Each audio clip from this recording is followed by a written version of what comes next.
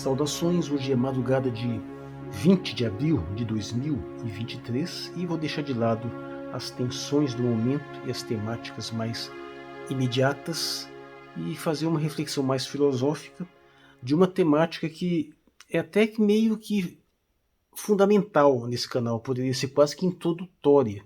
Eu acho que faz falta um vídeo a esse respeito. Eu tenho esse texto aqui de 23 de agosto de 2013, né, publicado nessa data, e basicamente eu vou retomar as ideias dele aqui. É um texto breve, dá para ler rapidinho, mas eu não vou ler ele aqui não, porque eu até vou seguir uma linha de raciocínio basicamente análoga, só que vai além deste texto.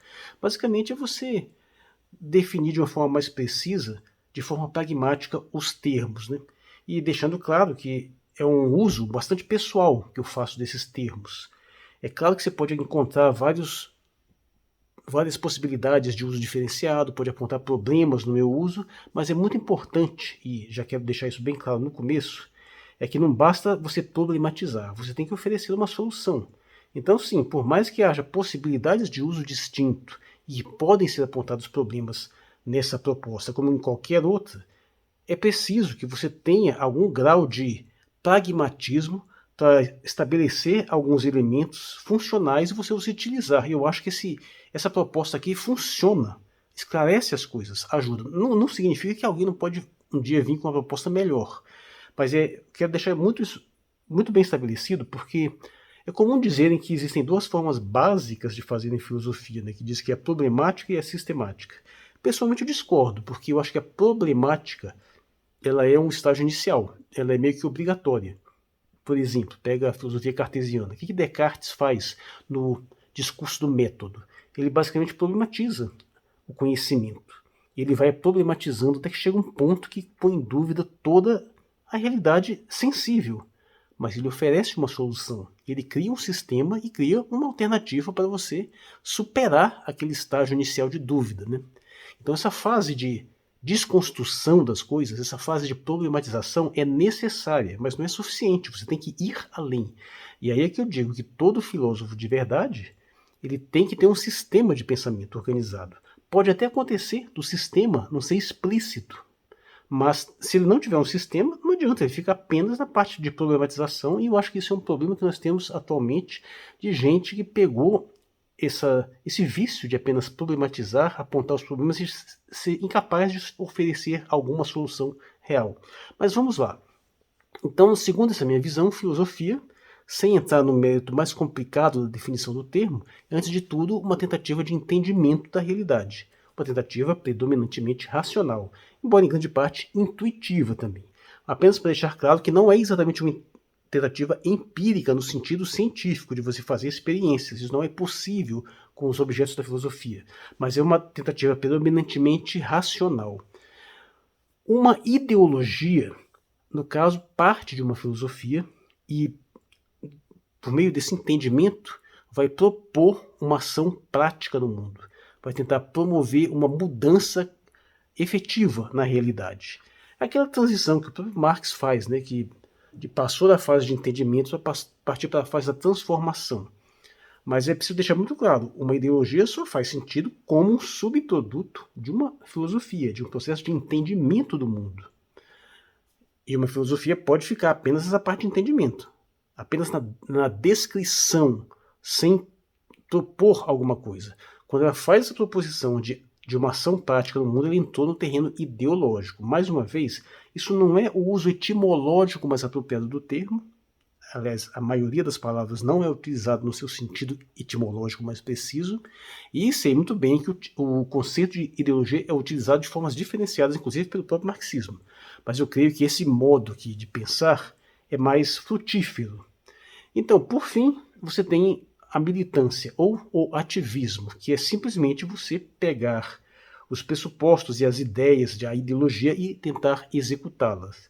Dito de forma simples, filosofia é a reflexão, ideologia é a proposta e militância é a ação.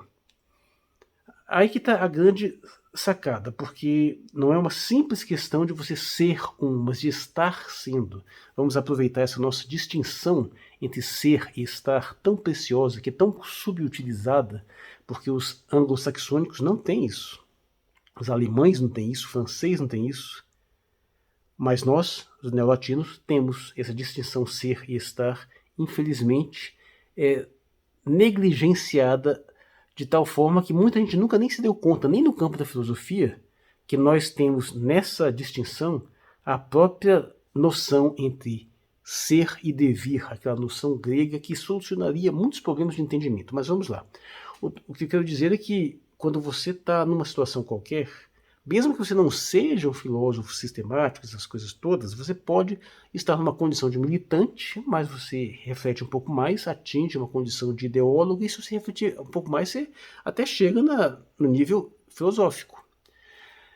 Isso porque dois filósofos de visões diferentes necessariamente têm que dialogar, porque é da natureza da filosofia você confrontar opiniões, essa dialética, essa problematização é da natureza da filosofia. Portanto, mesmo que eles sejam adversários intelectuais totais, no nível filosófico, eles têm obrigação de dialogar. Um vai apontar problemas nos outros e o outro vai ter que lidar e tentar superar esses problemas. Então, o nível filosófico pressupõe o diálogo. Descendo para o nível ideológico, já fica um pouco mais complicado quando elas estão muito consolidadas, especialmente se forem ideologias que discordam em pontos muito sensíveis. Mas ainda assim, uma postura ideológica mais lúcida vai tentar compreender, estudar o discurso do adversário, até para buscar elementos para tentar superá-lo. Ou seja, também ela pode utilizar aquilo ali como recursos para você tentar reforçar as suas propostas, a sua estratégia de ação, apesar de que não está num nível tão alto quanto da filosofia, então as possibilidades de diálogo são mais limitadas. Agora, dois militantes, enquanto meros militantes de sistemas opostos, não tem como dialogar, eles só vão entrar em conflito. Se eles conseguem dialogar, eles têm que subir no nível, subir para o nível ideológico, que é espontâneo, muita gente faz isso espontaneamente sem nem perceber. Mas se você ficar no nível apenas da execução dos planos, estratégias, dos comandos daquele sistema ideológico, não tem como militantes de adversários discutirem. Tudo isso é basicamente um apelo para que nós possamos ser nunca apenas ativistas. Nós sempre temos uma abertura para tentar compreender a visão do outro, porque, infelizmente, a maioria dos ativistas eles não estudam a ideologia adversária. Eles geralmente são treinados na sua própria ideologia. Isso é uma falha não só no nível ideológico, mas desde sempre é uma falha humana você ter aquela disposição a só estudar aquilo que você já está disposto a corroborar. É aquela situação do indivíduo, por exemplo, que nunca leu determinado conteúdo na vida, nunca se preocupou, principalmente quando ele era adversário, e por algum motivo subjetivo totalmente diferente, ele se converte, aí ele passa a estudar. É muito raro que tenha essa abertura tal, né? E geralmente quando essa abertura acontece, significa uma elevação. Então, sim, aqui nesse meu canal, eu sempre gosto de pessoas que têm essa abertura. Não é simplesmente pregar uma coisa e defender aquilo de forma intransigente. Tem que estar aberto a refletir e até colocar em dúvida os seus próprios pressupostos para saber se você realmente está certo. Muitas pessoas podem ter uma primeira impressão que eu sou muito fechado em algumas coisas, porque eu tenho convicções muito fortes, mas é porque eu passei por um processo muito longo, né, de reflexão e frequentemente ainda estou passando, ainda estou revendo algumas dessas concepções. Então, feita essa devida distinção, agora eu gostaria também de colocar umas degenerações que fazem com que deixe de haver sequer esse nível da militância que está tentando executar funções de uma ordem ideológica com vista a uma transformação do mundo. É quando chega uma determinada situação onde nem essa proposta de transformação mais está mais em ação, é uma coisa assim, é uma outra coisa. Via de regra, quando já meio que se desistiu de tentar promover qualquer tipo de transformação, seja por que motivo for, porque é muito difícil, porque os pressupostos daquela ideologia estão errados e não estão funcionando. Às vezes, não apenas no sentido de mudar as coisas, mas até mesmo de compreendê-las, que aliás é maior, geralmente é o problema, né? O problema está na falta de compreensão. Se você não entendeu devidamente, sua ideologia não vai funcionar. Então, em grande parte, se não todas, dessas propostas que não dão certo efetivamente por aí, que você não consegue levar adiante as coisas é falta de compreensão da realidade. Mas o que eu estou querendo colocar aqui são determinados graus de deterioração que estão abaixo disso. É quando um sistema de pensamento deixou de ter essa capacidade, essa pretensão transformadora, e ele basicamente pode se tornar basicamente duas coisas. Uma delas é praticamente uma espécie de autoajuda. É um grupo de terapia.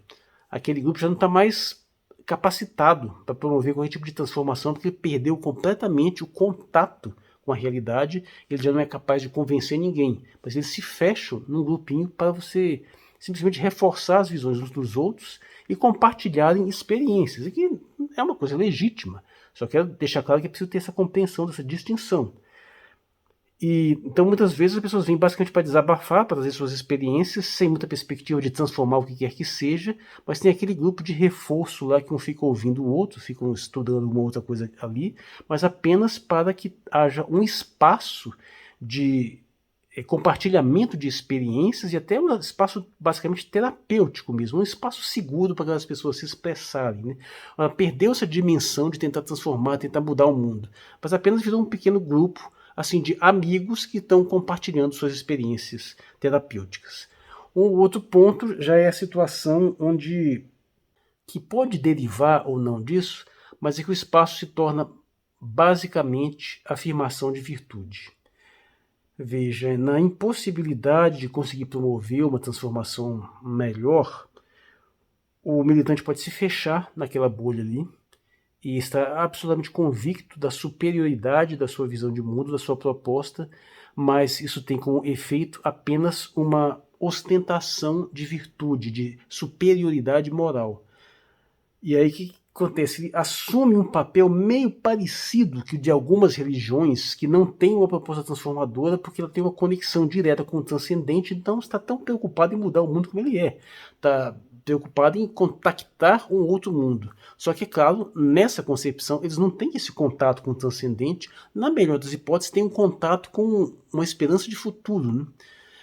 E aí o que acontece é que muitos desses apenas vão utilizar esses elementos para ostentar a sua própria superioridade moral e criar um grupo fechado de compartilhamento de experiências, esse grupo terapêutico, mas que tem a principal função de reforçar essa sua visão pessoal, enquanto ele se coloca como num pedestal e apenas quer ter convicção, essa convicção reforçada pelo grupo, de que eles estão numa condição de superioridade em relação aos demais que não compreendem a grandeza da sua ideologia. E aí, nesse momento, a situação fica muito grave, porque não só ele não tem mais a capacidade de transformar nada, embora ainda tente fazer ações, tente impor, mas ele começa a se separar de uma forma muito rígida em relação aos demais e tem aquele caso, se fechar em uma bolha, que se fosse uma religião com vista a um tipo de transcendência, talvez teria até um certo sentido, né? Porque pelo menos ele acredita que não é mais deste mundo e que está em contato com o divino. Mas quando você não tem isso, resta aquela bolhazinha de autoafirmação, onde você se coloca numa posição tal que, além de ter a dimensão terapêutica, tem também essa dimensão dessa autoafirmação, onde a terapia é a autoafirmação, ou seja, é o ego, é você se tornar cada vez mais orgulhoso, cada vez mais vaidoso, cada vez mais apartado da realidade. E aí passa a enfrentar os seus desafios cotidianos, ou a suportar algumas dificuldades cotidianas, reforçando para si mesmo essa autoafirmação. Veja só, mais uma vez quero deixar claro que não é isso por si só uma coisa reprovável. Às vezes é a única possibilidade que alguém tem de suportar o dia a dia. É você de fato se convencer de uma capacidade superior, e que eu mesmo faço isso. Qualquer pessoa que acredito que ele tem uma visão superior, de uma certa forma faz isso. É o modo como você acaba tolerando determinadas experiências. O que você não pode é perder a conexão com as demais pessoas. Né?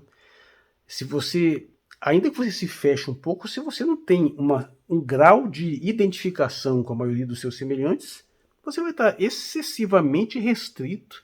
E tudo bem, você pode até se considerar uma elite superior, mas tem que tomar muito cuidado.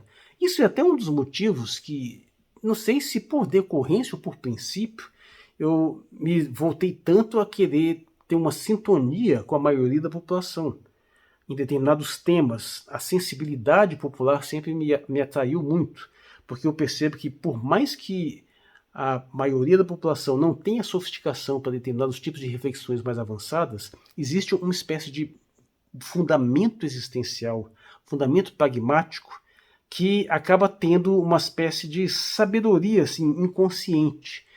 Porque, de uma certa forma, a humanidade desenvolveu formas de existência que perduraram, que passaram no crivo do tempo e que, bem ou mal, são mais ou menos estáveis. Isso significa que essas formas de pensamento, de percepção, de agir no mundo, têm uma experiência, eles têm um grau de resiliência, ou seja, eles tiveram uma capacidade de existência demonstrada, ao passo que muitas propostas muito disruptivas não têm essa experiência e onde elas foram tentadas, elas não funcionaram durante muito tempo.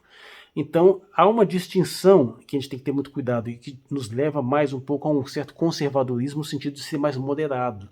Muito cuidado com determinadas propostas de transformações muito radicais, porque elas muitas vezes atendem apenas a impulsos pessoais, a egos, a desejos, a vaidades, a sonhos de superioridade moral, que muitas vezes não conseguem se colocar na realidade. Quando você vai tentar ter um mínimo de contato, elas simplesmente não funcionam. E você tem que ter a humildade de perceber que num determinado nível, pelo menos, você se enganou, quer seja na aplicação, quer seja no método específico, ou mesmo na sua percepção de realidade, na sua compreensão. E se você fecha essa porta e você continua se afirmando sua própria correção, a sua própria certeza, a sua própria superioridade, só te resta o isolamento numa bolha. E se você tiver um pequeno grupo de reforços, tem lá a sua utilidade, mas vai te isolando cada vez mais e gera essas situações que nós temos por aí de determinados grupinhos ideológicos totalmente desconectados da maioria das outras pessoas, mas afirmando a sua superioridade moral, e infelizmente alguns deles são úteis para manipuladores poderosos que os instrumentalizam para prejudicar o restante da sociedade. Mas basicamente era isso que eu queria colocar aqui. Por sorte não ficou muito grande, mas é uma dos cuidados que eu tenho aqui nesse canal. Tem que ter uma reflexão filosófica, de tentar compreender as coisas, mas eu acho que a reflexão filosófica só não basta. Nós vivemos no mundo, nós dependemos deste mundo, então é compreensível que nós tenhamos propostas para ele, aliás, todos nós temos, quer sejam propostas de melhorar as coisas, ou até de não mexer nas coisas, deixar algumas como estão, mexer em outras, mas isso é intrínseco à nossa própria existência. Mas isso tem que ser feito com muita reflexão, e quando a gente vai fazer isso, quando a gente vai pôr a mão na massa para tentar efetivamente colocar mudanças no mundo, elas têm que ser muito bem refletidas e muito bem conectadas com a realidade concreta e pragmática das coisas. Eu sou Marcos Valério XR, na madrugada de 20 de abril de 2023. Muito obrigado por sua atenção.